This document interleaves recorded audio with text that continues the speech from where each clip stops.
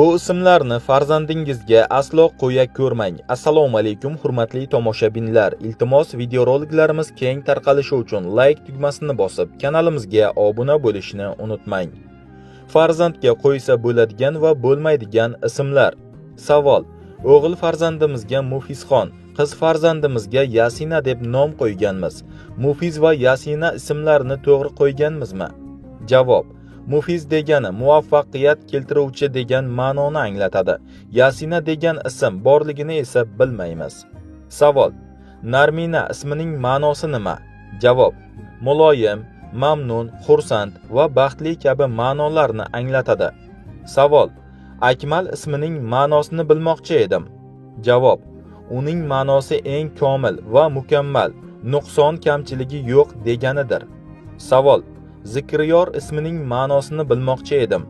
Javob: bu ism zikr hamrohi bo'lsin, doimo zikrda bo'lsin degan ma'nolarni anglatadi. Savol: Marg'iyona ismining ma'nosini bilib bersangiz. Singlim qiziga shunday ism qo'ydi. Qaynotasi qo'ygan. Kuyov Humayro qo'ymoqchi edi. Javob: biz bunday ism borligini bilmaymiz, lekin Marg'iyona degan tarixiy joy nomi borligini o'qiganmiz. Farzandga shunday ism qo'yish kerakki, farzand katta bo'lganida ismidan uyalib yurmasin. Ismning ma'nosi bilan uni qo'yishdan oldin qiziqish lozim bo'ladi.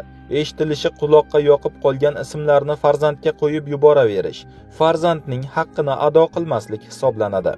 Savol: qizalog'imizga Sumayya deb ism qo'ysak bo'ladimi? Bu ismning ma'nosi nima? Javob: Sumayya so'zi oliy martabali, yuqori degan ma'nolarni anglatadi. Qizingizga bu kabi ismni qo'yishingiz joizdir. Savol: Safarali ismi dinimizga to'g'ri keladimi yoki o'zgartirish kerakmi? Javob: Safar so'zi sin harfi bilan yozilsa, masofani kesib o'tish, ravshanlashish, yorishish kabi ma'nolarni anglatadi. Agar sod harfi bilan yozilsa, safar oyini bildiradi. Ali degani oliy, ulug' degan ma'nolarni anglatadi. Rajab oyida tug'ilgan bolaga Rajabali deb ism qo'yilgani kabi, safar oyida yoki safarda tug'ilgan bolaga ham Safarali deb ism qo'yilgan bo'lishi mumkin. Savol: Umarxon ismining ma'nosi nima? Javob: bu ism butun musulmonlar uchun suyukli bo'lgan Hazrati Umar raziyallohuning ismidir. Uning ma'nosiga kelsak, uzoq umr kechirsin degan umid bilan qo'yiladigan ismdir. Savol: Allohim bizga qiz farzand bersa, ismini Dilnura, o'g'il bo'lsa Alinur qo'yaman degan niyat qildim. Ushbu ismlar ma'nosi qanday? Javob: farzandingizga mazkur ismlarni qo'yishingizning zarari yo'qdir. Bu ismlarning ma'nosi Dilnur, qalb nuri, Alinur, nurli Ali degan ma'nolarni anglatadi. Lekin bundan tashqari ism qo'yishingiz maqsadga muvofiqdir. Savol: Mahliyo ismining ma'nosi nima? Javob: Mahliyo ismi o'ziga rom etuvchi, chiroyli, yoqimli, dilbar, xushbo'y, ko'rkam va jozibador kabi ma'nolarni anglatadi. Savol: mening ismim Bekzod. Ayrimlar Behzod yoki Bekzod deb yozishadi va talaffuz etishadi. Qay biri to'g'ri va islomiy ma'nosi qanday? Javob: Bekzod ismining ma'nosi beklar avlodidan, beklarning farzandi deganidir. Behzod ismining ma'nosi aslzoda bola deganidir. Savol: qiz farzandga Leyla deb ism qo'ysa bo'ladimi? Ma'nosi nima? Hadislarda ism qo'yish borasida nima deyilgan? Javob: Laylo ismining ma'nosi qorong'ulik, tun ma'nolarini anglatadi. Boshqa ism qo'ysangiz yaxshiroq bo'ladi. Shuni ham aytib o'tamizki, Madinalik sahobiyya ayolning ismi ham Laylo bo'lgan. U Rasululloh sallallohu alayhi va sallam Madinaga hijrat qilib kelishidan oldin iymon keltirib, hijrat qilib kelganlaridan so'ng u zot sallallohu alayhi va sallamga birinchi bo'lib bay'at qilgan ayoldir. Uning to'liq ismi Laylo bintul Xotim al-Hazrajiyya al-Ansoriyya bo'lgan. Savol: Shahboz ismining ma'nosini bilmoqchi edim. Javob: Shahboz degani burgutlar shohi degan ma'noni anglatadi. Savol: Shahnoza ismining ma'nosini aytib bersangiz. Javob: Shahnoza ismining ma'nosi tannoz, muloyim, noz karashmali malika deganidir. Vallohu alam. Savol: Qudratulloh ismining ma'nosini bilmoqchi edim.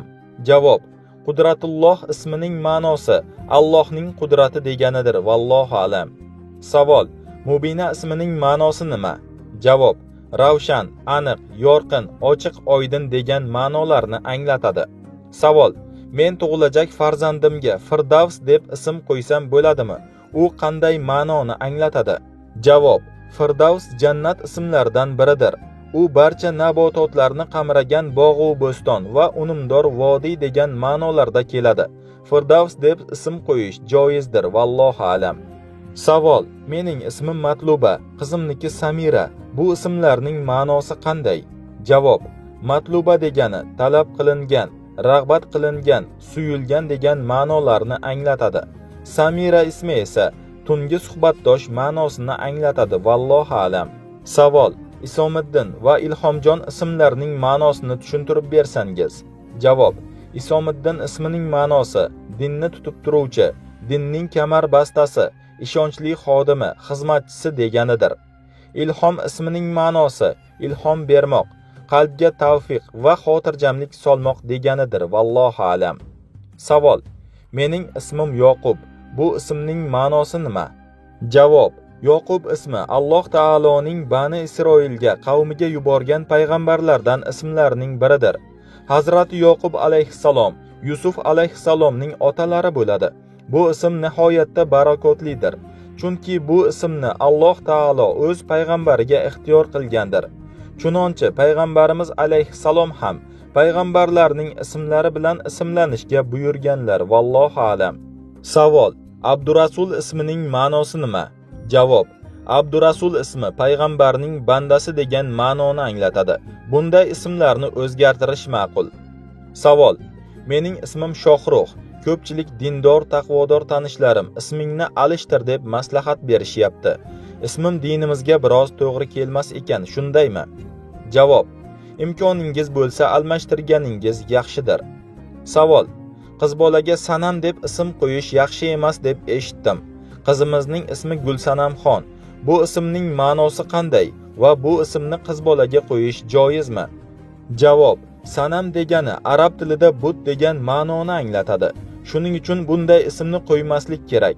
Har bir ota-ona farzandiga ism qo'yishda o'ziga yoqib qolgan, qulog'iga chiroyli eshitilgan ismni qo'yib yuboravermay, u ismning ma'nosini ilmli insonlardan so'rab, keyin qo'yishi lozim bo'ladi. Shohsanam yoki Gulsanam kabi ismlarni qo'yish joiz emasdir, vallohu alam. Savol: hozirda 3-farzandimga homiladorman. Tekshiruvga borganimda qiz farzand deyishdi. Yanayam Alloh bilguvchidir. Xudo xohlasa ismini Safina deb qo'ymoqchi edik. Safina Nuh alayhissalomning kemalarining nomi ekan. Farzandimizga shu ismni qo'ysak bo'ladimi? Javob: farzandingizga yaxshi ma'noga dalolat qiladigan ismlarni qo'yishingiz kerak. Siz savolda zikr qilgan Safina so'zi arab tilida kema degan ma'noni anglatadi. Farzandga go'zal ism qo'yish ota-onaning vazifalaridan biridir, vallohu alam. Savol: jiyanimning ismi Maftunaxon. Bu ismning ma'nosi yaxshi emas deb eshitdim. Shu to'g'rimi? Javob: arab tilida bu so'z ikki xil ko'rinishda bo'lishi mumkin. Maftuna degan so'zning arab tilida tarjima qilingan ma'nosi biror narsaga qattiq berilgan, to'g'ri yo'ldan ozgan va aqli o'g'irlangan, kuydirilgan kabi ma'nolarni anglatadi. Shuning uchun bunday ismni qo'ymaslikni maslahat beramiz, vallohu alam. Hurmatli tomoshabinlar, ushbu foydali videorolikimiz sizga ma'qul kelgan bo'lsa, video ostida bir donagina like bosishni unutmang va boshqalarga ham tarqating. Zero yaxshilikni tarqatgan uni qilgan bilan barobardir. Barchangizdan Alloh rozi bo'lsin.